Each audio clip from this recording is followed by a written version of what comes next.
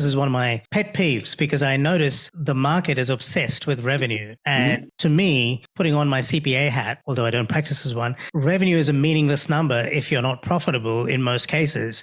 You could be doing $10 million a year, but if you're spending $11 million a year to make it, then you're worse off than the guy on the corner of the street with a cardboard box. And then cash flow is important too. So it's cash flow, then profit, then revenue. But people keep talking revenue numbers, and I think that's misleading. I spoke to Rand Fishkin about this in episode 159 about Silicon Valley being obsessed with revenue as well. I mean, we're talking 90+% margin, a one-person business with $2 million annual turnover. Talk to us a little bit about how you managed to make that happen, because this is a unicorn, man. Yeah. And it's funny. It just sort of happened over the course of many years, but I can give you sort of the roadmap, which was I built a successful consulting and advising business, which was probably doing about 750 to 800 grand in my maybe second year. I can't remember exactly, but that sounds about right. And when I was doing that, I was spending a ton of time coaching, mentoring, advising, consulting. I was always on Zoom meetings. And my goal was to sort of disconnect from that reality and build something that was a bit more automated. As I grew on LinkedIn in 2019, I released this little piddly $50 course,